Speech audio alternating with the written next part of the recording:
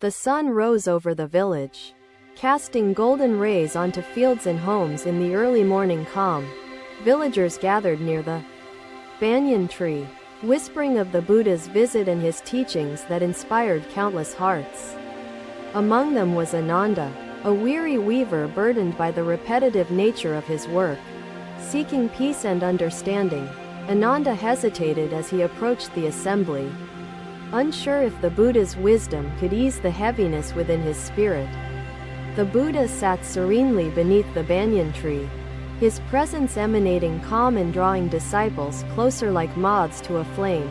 Ananda spoke with a tremble, confessing his struggles. "Lord, my days pass, yet I feel emptiness in my toil at the loom." The Buddha's gaze softened as he replied, "Ananda, your labor shapes the world, but it is your heart that shapes your labor. Tell me," the Buddha continued, "do you see your threads merely as fabric, or as a tapestry of life itself?" Ananda hesitated before answering, "I see them as threads to survive, Lord, not as anything that brings joy or fulfillment to my heart." The Buddha lifted a single thread from his robe, holding it between his fingertips with a delicate reverence. "This thread," he said, "is both strong and fragile. Just as your spirit, it carries intention, binding lives and meaning together." "Ananda," he asked, "what intention do you weave into your fabric? Is it for mere sustenance, or to touch the beauty of existence?" The weaver lowered his head, unable to respond, his mind troubled by the truth woven into the Buddha's gentle words. "Let me share a truth," the Buddha said, his voice steady as a river. "Work is not separate from the soul. Each labor carries its own rhythm, an essence flowing through your hands, connecting you to the greater harmony of life. Intention transforms your labor, Ananda. It turns toil into creation, weaving beauty from raw threads, joy from routine, peace from effort." The village grew silent as Ananda listened, his heart trembling with recognition, each word pulling at an unseen thread within him. "But how, Lord?" Ananda asked finally, desperation in his voice. "How do I weave intention when my heart feels so devoid of purpose?" The Buddha reached for a flower resting nearby, its petals delicate, its colors vibrant, yet its roots hidden beneath soil. "This flower," he explained, "blooms because its roots are nourished. Its beauty comes not from mere appearance but from connection with earth.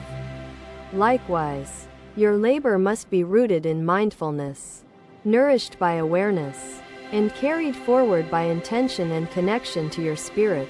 Ananda's eyes watered as the Buddha continued, "Seek to weave not just for survival but for the expression of life, joy, and peace. Transform your labor, for it is not the task itself that brings emptiness, but the separation of spirit and effort." Villagers watched as the weaver's expression softened, a shift visible in his posture, as though the weight of emptiness was lifting. The Buddha paused, allowing silence to envelope the gathering, his presence quietly reinforcing the depth of his shared wisdom. "Ananda," he said finally, "return to your loom. Work not as a burden but as a reflection of your inner purpose.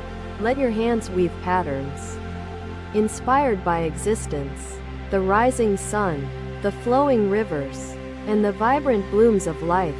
Ananda bowed deeply, tears falling freely, gratitude blooming in his heart like the flower held gently by the Buddha's hand.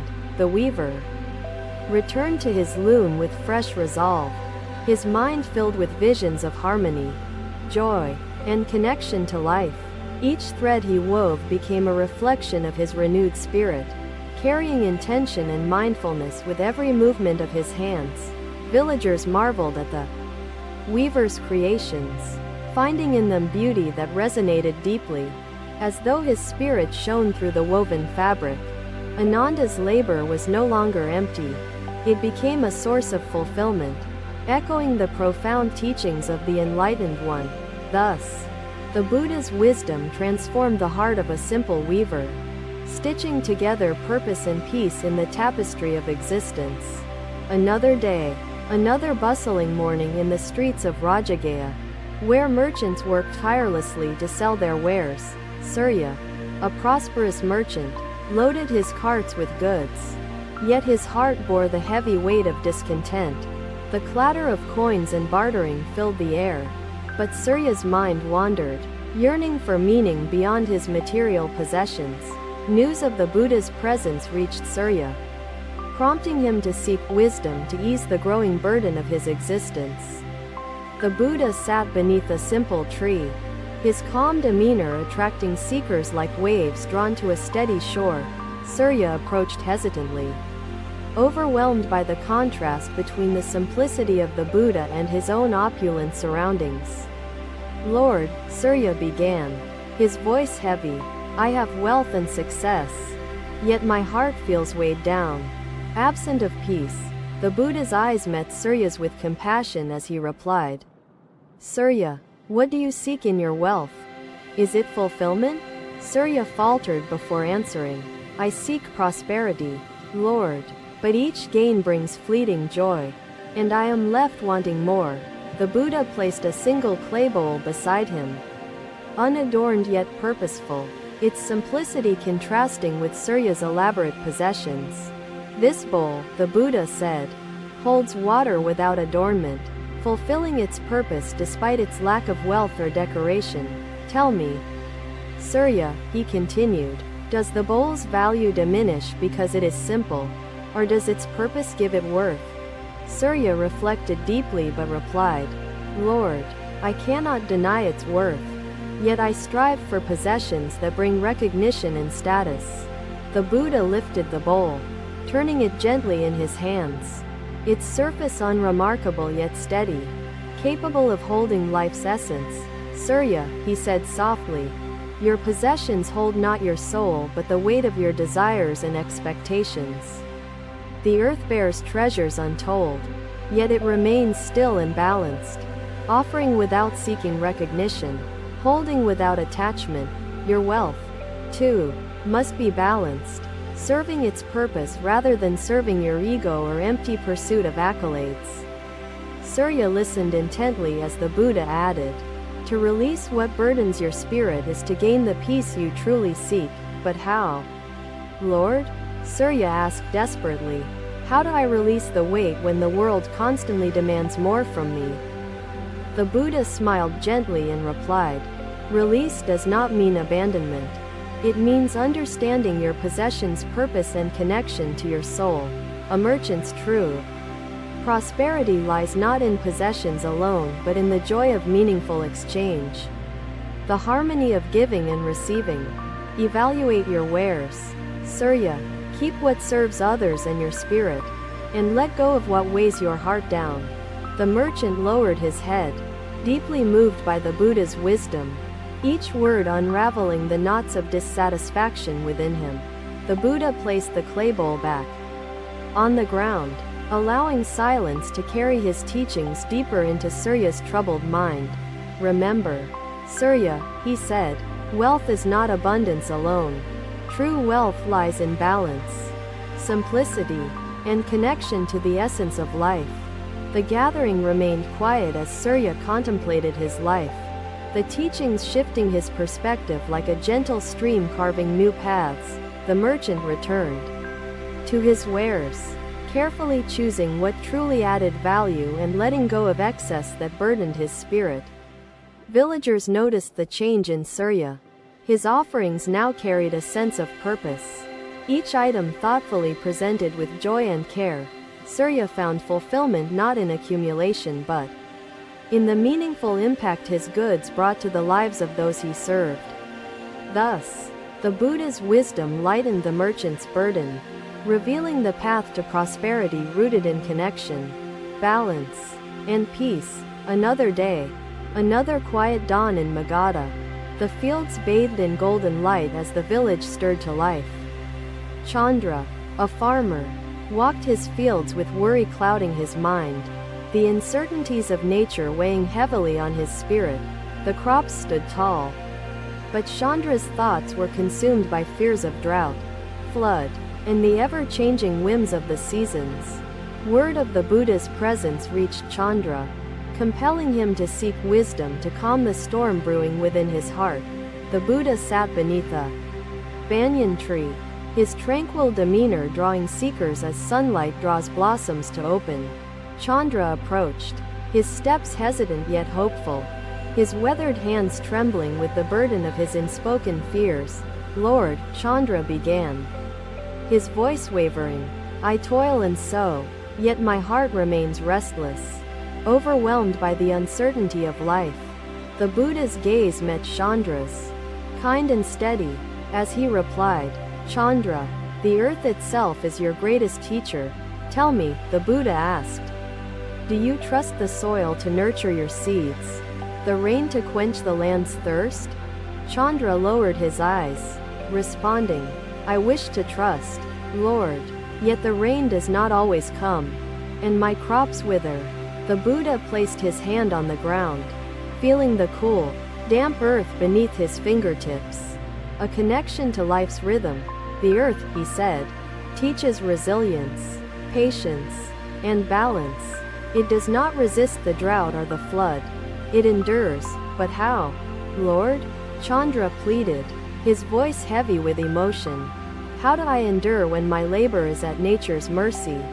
The Buddha gestured to a nearby sapling, its roots gripping the soil firmly, its leaves swaying with the gentle breeze.